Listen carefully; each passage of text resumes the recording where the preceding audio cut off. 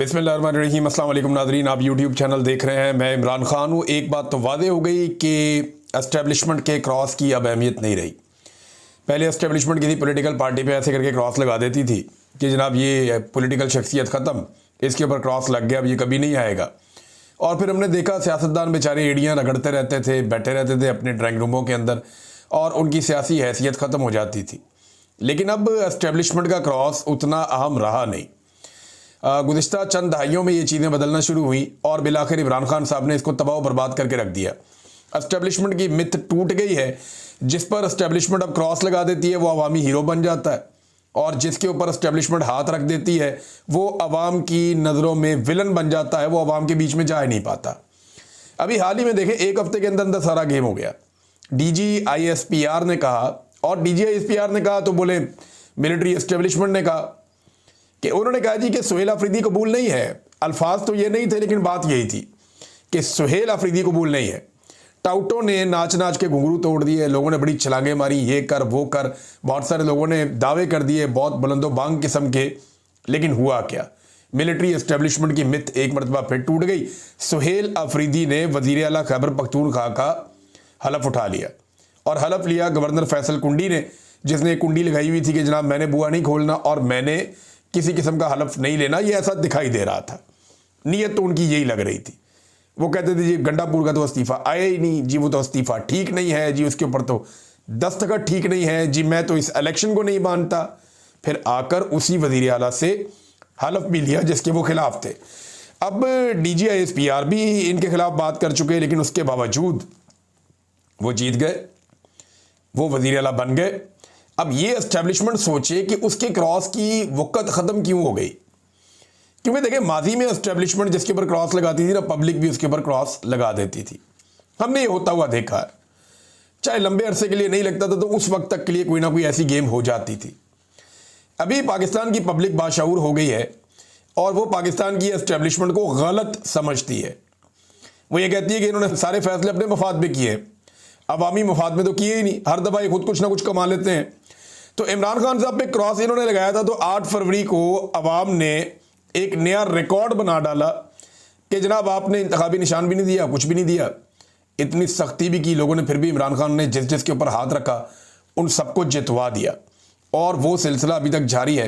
कैदी number 804 jail में बैठकर कहता है कि ये वज़ीर आला है, और DGISPR पेशावर जाके ऐलान करते हैं कि जनाब ऐसा कबूल नहीं है, और फिर कैदी नंबर 804 जेल से बैठकर जीत जाता है। तो सिस्टम के ऊपर तो रूल कर रहा है कैदी नंबर 804, और इस वक्त अवाम के दिलों पे भी कर रहा है। अगर अवाम के अंदर इमरान खान की मकबूलियत ख़त्म करनी है तो ये तरीकाकार जो एस्टेब्लिशमेंट ने अपनाया हुआ है ये तो ठीक नहीं है। इससे तो पब्लिक मजीद इमरान खान साहब के साथ खड़ी होती चली जाएगी। फजलुर रहमान साहब ने एक मरतबा फिर साबित किया कि उनका सारा सियासी तजुर्बा, बसीरत, ये सारी कहानियाँ हैं, वो सिर्फ एक मफामत के बादशाह के तौर पर याद रखे जाएंगे या फ़ायदे उठाने वाले सियासतदान के तौर पे याद रखे जाएंगे, और फजलुर रहमान साहब की कोई सियासी औकात बाकी बची नहीं। मुशर्रफ के साथ उन्होंने डील किया, गंद मारा, उसके बाद उन्होंने बाकी पॉलिटिकल पार्टीज़ के साथ वो इक़्तिदार में रहे। अपोजिशन में भी आए तो अपने आप को इक़्तिदार में रखा, अपोजिशन ने उनको इस्तेमाल किया। कल के बच्चों ने, मरियम ने और बिलावल ने फजलुर रहमान को आगे लगाया, उनके ज़रिए से रिजीम चेंज ऑपरेशन मुकम्मल करवाया, फ़ौज को पीछे लगाया, और उसके बाद फजलुर रहमान साहब को टिश्यू पेपर की तरह इस्तेमाल करके बाहर फेंक दिया। ये है फजलुर रहमान साहब की टोटल सियासी औकात। उस वक्त से लेकर अब तक फजलुर रहमान साहब इक़्तिदार में भी रहना चाहते हैं और हुक्मरानों के साथ नाराज़ भी है कि तुमने मेरे साथ ज़्यादती की है। अब उन्हें एकदम उम्मीद लगी कि एस्टेब्लिशमेंट क्योंकि नाराज़ है ना, देखिए मिलिट्री एस्टेब्लिशमेंट खुश नहीं है इमरान खान के फैसले से कि सुहेल अफरीदी को वज़ीर आला नामज़द किया। फजलुर रहमान साहब को लगा कि सुहेल अफरीदी की जगह पे मेरा भाई बन जाएगा, क्योंकि एस्टेब्लिशमेंट ये होने नहीं देगी। वहाँ पे सेक्टर कमांडर वगैरह तगड़े हैं, मिलिट्री एस्टेब्लिशमेंट बंदे तोड़ेगी और एक एक करके MP उनकी झोली में डाला जाएगा। और उन्हें ये यकीन क्यों आया? जैसे उन्होंने खुद 26वीं आईनी तरमीम पास करवाई, उनको पता था कि ये गलत काम है, मैं कर रहा हूँ, लेकिन उन्होंने किया और एस्टेब्लिशमेंट ने दबाव डालकर करवाया। उन्होंने देखा कि एस्टेब्लिशमेंट का कोई कुछ बिगाड़ नहीं सकता, मुल्क में आइन नहीं है, कानून नहीं है, अदालत नहीं है, शायद मेरे भाई का दाव लग जाए। और फजलुर रहमान, अंदाज़ा करें इनकी हरकतें कि इनमें से कोई भी डबल फिगर में नहीं गया। जब इलेक्शन हुआ 8 फरवरी 2024 को, तो खैबर पख्तूनख्वा में इनमें से कोई भी डबल फिगर में नहीं गया। औकात इनकी इतनी है, थोड़ी सी सीटें इन्होंने जीती हुई हैं। और बिल्कुल सियासी औकात ना होने के बराबर है। और मखसूस नशिस्तें इन्होंने ले ली माले गनीमत के तौर पे, फिर भी इनकी कोई औकात नहीं है। पीटीआई 2/3 पे खड़ी है। अब कहते हैं जी कि एस्टेब्लिशमेंट बंदे तोड़ तोड़ के पीटीआई के लाएगी और लाकर हमें देगी, हमारी झोली में डालेगी, मैं अपने भाई को वजीर आला बनाऊंगा। ये ख्वाब लेकर फजलुर रहमान साहब ने, वो कहते हैं ना हलवा खाने के लिए हरदम तैयार, तो फजलुर रहमान साहब ने वो वाला रोल प्ले किया एक दफ़ा फिर। लेकिन एक मरतबा फिर फजलुर रहमान साहब जो है उनकी उम्मीद टूट गई। यानी मिलिट्री एस्टेब्लिशमेंट के जबर के सहारे फजलुर रहमान साहब को लगा कि बंदे तोड़कर इनके वोट पूरे करवाए जाएंगे। इस चक्कर में लगे रहे और अपनी सियासत में एक मरतबा फिर हजीमत उठाई। फजलुर रहमान साहब ने अपना सियासी रिकॉर्ड एक मरतबा फिर खराब कर दिया। हाई कोर्ट के अंदर उनके भाई ने जाके जनाब चैलेंज किया हुआ था, लेकिन हाई कोर्ट ने उनकी दरखास्त खारिज कर दी। पहली बार ऐसा हुआ कि हलफ बर्दारी की तकरीब में इस तरह का अपने माहौल देखा। कारकुन बहुत बड़ी तादाद में थे, जिनमें ज़्यादातर नौजवान थे। ये आईएसएफ के वो नौजवान हैं जो पाकिस्तान तहरीक इंसाफ अपना असासा समझती है इन्हें। इन नौजवानों ने बहुत नारेबाजी की। पहली मरतबा ऐसा हमने देखा कि इस लेवल की, इस तरीके से हलफ बर्दारी की तकरीब हुई है और इस तरह लोग आए हैं बड़ी तादाद में निकल के। तो ये एक लगता है मोमेंटम बनने जा रहा है, जो मोमेंटम इमरान खान साहब बनाना चाहते थे, जो अली अमीन गंडापुर के होते हुए नहीं बन रहा था। देखिए, गंडापुर की नीयत कुछ भी हो, लेकिन गंडापुर के साथ जो आखिर में हुआ उससे ये तो साबित हो गया कि अब गंडापुर के पीछे अवाम निकलने वाली नहीं है। जिस तरह गंडापुर को लोगों ने जलसे के अंदर जूते दिखाए, नारे लगाए, उनके खिलाफ आवाज़ें कसी, और गंडापुर ने जैसे उस जलसे को तबाह बर्बाद किया कि कचरे के ढेर के ऊपर बदबूदार जगह पे उन्होंने जलसा करवा दिया पकड़ के। ये सारा कुछ करके गंडापुर साहब को हटाना इमरान खान साहब के लिए ज़रूरी हो गया था। उन्होंने गंडापुर को हटाया और अपने दूसरे एक बंदे को ले आए। अब जो हमने देखा ये हलफ बर्दारी के मौके के ऊपर माहौल, कि वहाँ पे कैदी नंबर 804 के नारे लग रहे हैं और वहाँ पे नारे लग रहे हैं आईएसएफ के, तो ये गवर्नर के लिए भी हैरान कुन था कि ये क्या हो रहा है। देखिए, एक दौर में पाकिस्तान पीपल्स पार्टी जो है एक अवामी पॉलिटिकल पार्टी हुआ करती थी, लेकिन फिर उन्होंने जूते पॉलिश किए और इतने पॉलिश किए कि उनका बेड़े गर्क हो गया। अब वो ऐवानों की पार्टी बनकर रह गई है। अवाम के अंदर तो उनकी भी वक़्त उतनी नहीं है। अब बेचारे जोर ज़बरदस्ती करके ब्यूरोक्रेसी के जोर पे अपने कुछ उनके माफिया हैं, उनके जोर के ऊपर वो इक़्तिदार बना लेते हैं, लेकिन उनकी वो पहले वाली बात नहीं रही। बहरहाल अच्छी बात यह है कि एस्टेब्लिशमेंट की कोशिशों के बावजूद जिसका हक था वो वज़ीर आला खैबर पख्तूनख्वा बन गया। लेकिन एक बड़ी इंटरेस्टिंग बात मैं आपको बताता हूँ। ख्वाजा आसिफ हो, ख्वाजा साद रफ़ीक हो, राना सनाउल्लाह हो, चौधरी निसार हो, अयाज सादिक हो, खुरम दस्तगीर हो, या कोई भी हो PMLN में, ये जुनैद सफदर की गुलामी करेंगे आने वाले वक्त में। इन्हें कभी भी अपोजिशन लीडर जैसा अहम ओहदा या इन्हें कभी भी वज़ीर आला जैसा अहम ओहदा इनको नहीं दिया जाएगा, वज़ीर आज़म जैसा ओहदा इनको नहीं दिया जाएगा। जब तक इस ख़ानदान के घरों के अंदर इंसान जिंदा हैं, कभी भी मुस्तकिल बुनियाद पे इनमें से किसी को भी कोई ओहदा नहीं दिया जाएगा। मिसाल के तौर पे दोस्त मोहम्मद खोसा को ओहदा दिया गया 3 माह के लिए, फिर उसके बाद उसको निशाने इबरत बनाया गया। सरदार खोसा साहब जो थे, जुल्फ़िकार खोसा, उनके बेटे को बनाया गया था जब। लेकिन आप ये देखें ना कि अपोजिशन लीडर पंजाब का बनाया किसे, हमजा को। वफाक में कौन बना, शहबाज शरीफ। वफाक में वज़ीर आज़म कौन बना, शहबाज शरीफ। पंजाब में वज़ीर आला कौन बना, हमजा शहबाज। उसके बाद कौन बना, मरियम नवाज़। तो ये बाकी सारे सियासतदान जो हैं ये कुछ नहीं बेचते, और अब बेचारे अपना दिल ठंडा करने के लिए दूसरी पार्टियों को कोसते रहते हैं या गालियाँ देते रहते हैं। इससे फ़र्क नहीं पड़ेगा। ख्वाजा साद रफ़ीक ने एक बड़ी दूर की छोड़ी, उन्होंने कहा जी देखें ना, ये मिडिल क्लास ये को इसलिए लेकर आए हैं कि अभी लड़ने का वक्त है, जब अच्छा वक्त आएगा तो देखना इमरान खान इनको निशाने इबरत बनाएगा। भाई इससे पहले कौन सा इमरान खान ने अपना को फुप्पी का पुत्र बना दिया था वज़ीर आला पंजाब का या खैबर पख्तूनख्वा का? तब भी उसने मुशावरत के साथ दूसरे बंदे ही बनाए थे ना, तब भी वो बंदे बीच में से लेकर आया था पार्टी के। ये आज फिर वो उठा के आईएसएफ से एक बंदा लाकर इमरान खान ने बना दिया है। तो कम से कम पाकिस्तान तहरीक इंसाफ में ये उम्मीद तो है कि अच्छा वक्त है या बुरा वक्त है। इधर तो ख्वाजा साहब आप लोगों की बारी तो बुरे वक्त में भी नहीं आती, बदकिस्मती से। इतनी बड़ी पॉलिटिकल पार्टी है और उसके अंदर जमहूरियत नहीं है। नाज़रीन, ये जो एक्टिविटीज़ हुई, इनके बाद फौरी तौर पे आर्मी चीफ ने मुलाकात की सदर जरदारी से। ये बड़ी अहम मुलाकात है। इसका बयानिया कुछ भी जारी किया जाए, मुझे जो ज़ाती तौर पे सहाफ़ती तजर्बे में मुझे लगता है, और जो इस्लामाबाद में चेमगोइयाँ हो रही हैं, 2 चीज़ें बड़ी इंपॉर्टेंट है। एक तो आर्मी चीफ की एक्सटेंशन। अब जब तक उनकी एक्सटेंशन का टाइम मुकम्मल नहीं हो जाता, लगभग 1.5 माह बाकी है, तो तब तक उन्हें तमाम लोगों को खुश रखना पड़ेगा, तमाम पॉलिटिकल पार्टीज़ को उनको राज़ी रखना पड़ेगा ताकि कोई रुकावट ना आ जाए। नंबर 2, खैबर पख्तूनख्वा में जो नया वज़ीर आला आया है, तो इस हवाले से कोई इमरजेंसी का क़याम भी हो सकता है, क्योंकि अफ़गानिस्तान के साथ भी पाकिस्तान के हालात उतने अच्छे और मिसाली नहीं हैं जितने माजी में हुआ करते थे। पाकिस्तान के मौजूदा रजीम ने बड़ी कामयाबी से अफ़गानिस्तान से अपने ताल्लुकात बिगाड़ दिए हैं। ये मैं इसलिए कह रहा हूँ कि पाकिस्तान और अफ़गानिस्तान के बीच में पहली झड़प होने से पहले ख्वाजा आसिफ अफ़गानिस्तान को दुश्मन मुल्क डिक्लेयर कर चुके थे, सिर्फ इस बुनियाद पर कि डोनाल्ड ट्रंप ने बगराम एयरबेस मांगी थी और तालिबान ने उसके ऊपर इनकार कर दिया था। मैं आपको फिर बताता हूं कि जब तक डोनाल्ड ट्रंप ने तालिबान से बगराम एयरबेस नहीं मांगी, तब तक पाकिस्तान की मिलिट्री एस्टेब्लिशमेंट ने या पाकिस्तान की मौजूदा रजीम ने कभी भी अफगान तालिबान या वहां की हुकूमत को अपना दुश्मन नहीं कहा था। लेकिन जैसे ही डोनाल्ड ट्रंप ने मांगा, तालिबान ने इनकार किया, पाकिस्तान ने फौरी तौर पर इसको शायद ऐसा लगता है कि मौका समझा और उनको दुश्मन डिक्लेयर कर दिया। तब से लेकर अब तक झड़पें चल रही हैं। पाकिस्तान की जानिब से भी, अफगानिस्तान की जानिब से भी मुख्तलिफ क्लेम किए जा रहे हैं, कुछ तस्वीर और वीडियोज भी जारी की जा रही हैं।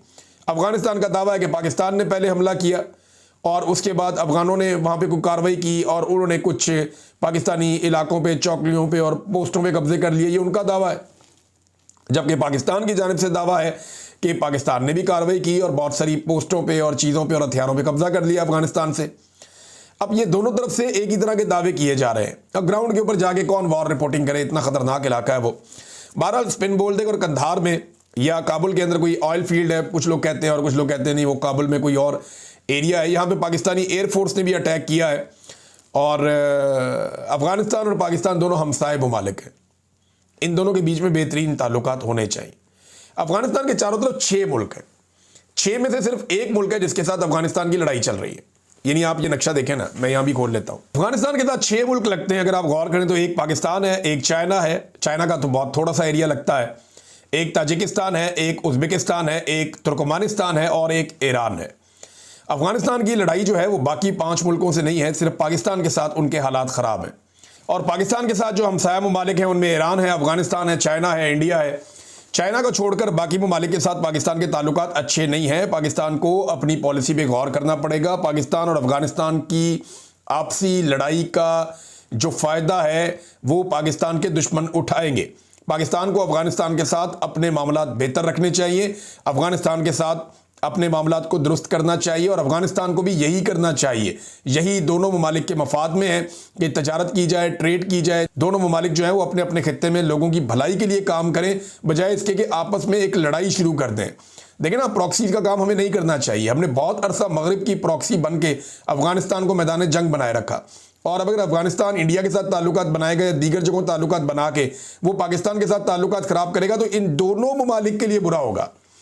और पाकिस्तान क्योंकि एक डिफरेंट नौइयत का मुल्क है, अफगानिस्तान अभी हालिया एक जंग से निकला है, उनकी तो इकॉनमी वॉर इकॉनमी है, अजीबोगरीब किस्म का मुल्क है वो, तो वो उनको शायद उतना फ़र्क नहीं पड़ेगा जितना पाकिस्तान को फ़र्क पड़ेगा। पाकिस्तान का इमेज, पाकिस्तान का जो दुनिया के अंदर एक हैसियत है, फिर पाकिस्तान एक एटॉमिक पावर है, तो पाकिस्तान को इन चीज़ों का ख्याल रखना चाहिए कि आसपास के ममालिक के साथ बेहतर ताल्लुकात अस्तवार रखे जाएं। इमरान खान साहब बार बार कहते हैं कि अफगानिस्तान से बात करो, बातचीत के जरिए मसला हल करो, लेकिन पाकिस्तान की जानिब से जो हुकूमत है वो अफगानिस्तान को दुश्मन करार देती है, जबकि अफगानिस्तान जो है वो जाके उनकी भारत के साथ मुलाकातें होती हैं। वैसे ये मुलाकात कोई बुरी बात नहीं है, ये मुलाकातें तो बिलावल ने भी की हैं, इमरान खान ने भी की हैं। ये मुलाकातें तो जनाब वो हिना रब्बानी खर गई थी तो उन्होंने बड़े ताशे बजाए थे। ये तो जनाब मोदी चल के नवाज शरीफ के घर भी आ गया था और ये तो मोदी के खिलाफ एक लफ्ज़ बोलने को तैयार नहीं थे। तो ये ताल्लुकात मुल्कों के बीच में होते हैं। आज अगर अफगानी मिल रहे हैं तो अच्छी बात है, खैर मकदम करना चाहिए, सबको मिलजुल कर रहना चाहिए, लेकिन लड़ाई से गुरेज करना चाहिए। याद रखें, बदतरीन जंग के बाद भी आपको बैठ के फैसला करना पड़ता है, तो जंग से पहले बैठ के फैसला कर लें। एक चीज़ और है नादरीन, और ये मुझे एक सोर्स ने खबर बताई है, अल्लाह करे ऐसा ना हो, लेकिन ये बताया कि खैबर पख्तूनख्वा में एक बड़ी शख्सियत को हमला किया जा सकता है और एक बड़ी शख्सियत को नुकसान पहुंचाया जा सकता है। और जिन लोगों को ये नुकसान पहुंचाया जा सकता है, 2-3 लोग जो हैं वो हिट लिस्ट के ऊपर हैं, और उसके बाद अचानक खैबर पख्तूनख्वा में पूरी सूरत-ए-हाल बदलने की कोशिश की जाएगी।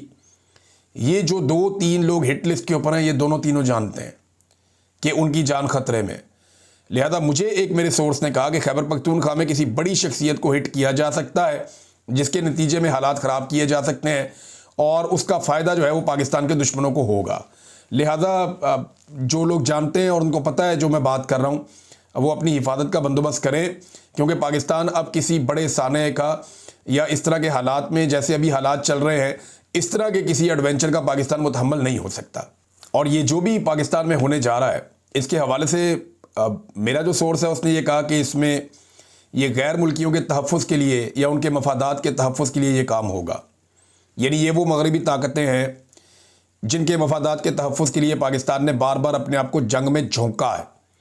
अब उनके मफाद की खातिर खैबर पख्तूनख्वा में एक बड़ी शख्सियत को हिट किया जा सकता है, टारगेट किया जा सकता है, जिसका फ़ायदा शरपसंद अनासर उठाएंगे और पाकिस्तान में मज़ीद अनारकी फैलेगी और सब इसको अपने मफाद के लिए इस्तेमाल करेंगे। मफाद अगर नहीं होगा तो सिर्फ पाकिस्तान के अवाम का नहीं होगा या मुमलिकत पाकिस्तान का नहीं होगा। नाज़रीन, TLP की क़यादत की गिरफ्तारी ताहाल नहीं डाली गई, अभी तक रिजवी बरादरान को सामने नहीं लाया गया। बात सादी है कि वो एजेंसियों की तहवील में है और उन्हें गायब किया गया है और अब तक कोई प्लान ऐसा बन नहीं पाया कि किस तरीके से इन्हें मंजर-ए-आम पे लाया जाए। लेकिन उनको मंजर-ए-आम पे लाने से पहले एक क्रैकडाउन का आगाज़ कर दिया गया है और पुलिस को लिस्टें फ्राहम कर दी गई हैं कि TLP से जुड़े हुए तमाम लोगों को गिरफ्तार कर लिया जाए, बड़े पैमाने पर TLP की गिरफ्तारियाँ की जाएँ, इन्हें पकड़ के जेलों में डाला जाए ताकि इनकी कमर टूट जाए और बाद में कोई भी खबर या कोई भी चीज़ निकलती है या इनकी क़यादत को बाकायदा गिरफ्तारी डाली जाती है तो फिर मामलात कंट्रोल में रहें। एक तो ये है। दूसरा, कुछ लोग मुवाजना कर रहे थे इस TLP का PTI के साथ। देखें, TLP के साथ जो हुआ वो ज़्यादती है, वो जुल्म है, जबर है, फस्तायत है। ऐसे नहीं हो सकता कि घेर के पुलिस वाले इतने बंदों को मार दें, लेकिन ज़मीन आसमान का फ़र्क है। ये जो एक TLP जमात है, इसका किसी पॉलिटिकल जो जमात है उसके नज़रिए से तो मुकाबला किया ही नहीं जा सकता। भाई, इनका तरीक़ेकार ही और है, ये लोग ही और तरह के, ये काम और तरह का करते हैं। इनके अंदर बेशुमार लोग ऐसे हैं जो सर तन से जुदा करने का नारा लगा देते हैं और किसी को भी कोई कहीं पे भी मार दे उसके ऊपर फूल फेंकना शुरू कर देते हैं। इन्होंने तो सलमान तासीर का जो कत्ल है उसको भी ग्लोरीफाई किया था। तो ये बेशुमार चीज़ें हैं जो इन्होंने की और अदालत ने, पाकिस्तान की एक अदालत ने बाकायदा हुक्म देकर जो है वो मुमताज़ कादरी को सजाए मौत दी थी। तो TLP जो है, और ये वैसे भी एस्टेब्लिशमेंट की बनाई हुई एक पार्टी थी और एस्टेब्लिशमेंट ने इनको बहुत इस्तेमाल किया है। गो कि अब एस्टेब्लिशमेंट ही इन्हें काट रही है, इन्हें मार रही है, लेकिन इसका मुकाबला किसी पॉलिटिकल पार्टी से, PMLN से, पीपल्स पार्टी से, PTI से नहीं किया जा सकता।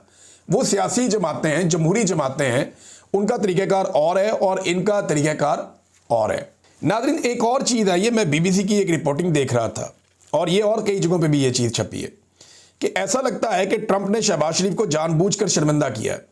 मिसाल के तौर पे ये देखें ना, सदर ट्रंप ने अपना खिताब रोकते हुए शहबाज शरीफ को पोडियम पर आने की, ये जो सामने वो बना हुआ होता है जहाँ पे माइक लगा होता है, वहाँ पर आने की दावत देते हुए कहा कि क्या आप वो बात कहना चाहेंगे जो आपने मुझसे उस दिन कही थी और क्या आप बताना चाहेंगे कि उन्होंने क्या कहा था। अब उन्होंने का क्या मतलब है? मैं भी शायद वो फील्ड मार्शल की तरफ इशारा कर रहे हो कि जनाब जिहड़ियां तरीफां तुसीं मैनूं उधर अकेले में आपने मेरी की थी, जो आपने अकेले में मेरी गेम उठाई थी, ज़रा इधर आके आप वो गेम उठाएंगे मेरी? मेरा ख्याल है वो बहुत खूबसूरत बात थी जो आपने की थी, आए ज़रा इधर आकर कहें। ट्रंप लगता है इनका चेता लगा रहा है, वो दुनिया को बता रहा है कि देखो इनकी असल शक्लें, ये कितनी मुनाफकत करते हैं कि अपनी पब्लिक के अंदर जाते हैं, वहाँ जाकर ये बन जाते हैं कट्टर, वहाँ पर जाके मजहबी बन जाते हैं और वहाँ जाके कहते हैं जी हम तो फ़लस्तीन के साथ खड़े हैं, हम तो जनाब हर गलत चीज़ के खिलाफ हैं, और अकेले में आके ये मेरी क्या तारीफ़ें करते हैं। ये ट्रंप इससे पहले भी बड़े गलत अल्फाज में कह चुका है, लेकिन ये डोनाल्ड ट्रंप ने प्रैक्टिकली साबित कर दी अपनी बात। फिर शहबाज शरीफ ने ट्रंप और कैमरे में सबको मुखातिब करते हुए कहा कि मैं ये कहूँगा कि आज का दिन जदीद तारीख का अजीम तरीन दिनों में से एक है, क्योंकि आज अनथक कोशिशों के बाद अमन हासिल किया गया है और इसकी क़यादत सदर ट्रंप ने की है, जो वाकई एक अमन पसंद शख्स हैं और जिन्होंने गुज़िश्ता महीनों के दौरान दिन रात मेहनत की ताकि इस दुनिया को अमन और खुशहाली का गहवारा बनाया जा सके। उन्होंने एक बार फिर पाकिस्तान की जानिब से ट्रंप को नोबेल इनाम के लिए नामजद करते हुए कहा कि पाकिस्तान ने सदर ट्रंप को नोबेल अमन इनाम के लिए नामजद किया था, इनकी गैर मामूली खिदमात के बायस, जिनकी बदौलत पहले इंडिया और पाकिस्तान के दरमियान जंग रुक गई और फिर फायरबंदी मुमकिन हुई, और आज एक बार फिर मैं इस अजीम सदर को नोबेल अमन इनाम के लिए नामजद करना चाहूँगा, क्योंकि मैं दिल से समझता हूँ कि वो अमन के लिए सबसे मुखलिस और बेहतरीन उम्मीदवार हैं। वो ना सिर्फ जनूबी और मशरकी एशिया में अमन लाए बल्कि लाखों जानें बचाई और आज गजा में अमन हासिल किया, जो मशरक़ी वुस्ता में भी लाखों जिंदगियाँ बचाने के मुतरादिफ है। शहबाज शरीफ ने फिर कहा, 28 सेकंड के अंदर शहबाज शरीफ साहब ने पूरी पॉलिश की डब्बी ख़त्म की, डब्बी क्या डब्बा बड़ा वाला ख़त्म किया। इतनी पॉलिश और ऐसी स्पीड थी। मेरा यकीन है कि आप वो शख्स हैं जिसकी दुनिया को इस वक्त सबसे ज़्यादा ज़रूरत है। आपकी बसीरत, अफरोज़ रहनुमाई को सलाम पेश करता हूँ। सल्यूट किया, उसके बाद हाथ उठा के सल्यूट किया शहबाज शरीफ साहब ने। तो दुनिया हमेशा आपको याद रखेगी एक ऐसे शख्स के तौर पर जिसने सब कुछ किया, बहुत ज़्यादा कोशिश की ताकि 7 और 8 जंगों को रोका जा सके। जनाब अंदाज़ा करें, ये शहबाज शरीफ साहब की रफ्तार, शहबाज स्पीड, कोई मैच नहीं कर सकेगा। जब भी ये रिकॉर्ड टूटेगा ये शहबाज शरीफ साहब ही तोड़ेंगे। नाज़रीन, सुप्रीम कोर्ट बार एसोसिएशन के सालाना इंतखाबात हैं। एहसन भूनका और हामिद खान ग्रुप का मुकाबला है। पाकिस्तान तहरीक इंसाफ के उम्मीदवार और दूसरे जो पीडीएम के उम्मीदवार हैं, इन उम्मीदवारों के बीच में मुकाबला है। तौफीक आसिफ और हारून रशीद। 4379 वोटर अपना वोट डालेंगे। अब देखते हैं कि इसमें कौन जीतता है और हार किसके हिस्से में आती है, क्योंकि ये एक बड़ी इंपॉर्टेंट सीट होती है। एस्टेब्लिशमेंट पूरी कोशिश करेगी कि उम्मीदवार वो जीते जिसका ताल्लुक पीडीएम से है और हामिद खान ग्रुप का उम्मीदवार ना जीत पाए। ये एस्टेब्लिशमेंट की कोशिश होगी। चाइना ने गेम डाली, अगले वीलॉग में बताऊंगा। अब तक के लिए इतनी, अपना ख्याल रखिएगा, अपने चैनल का भी। अल्लाह हाफ़िज़।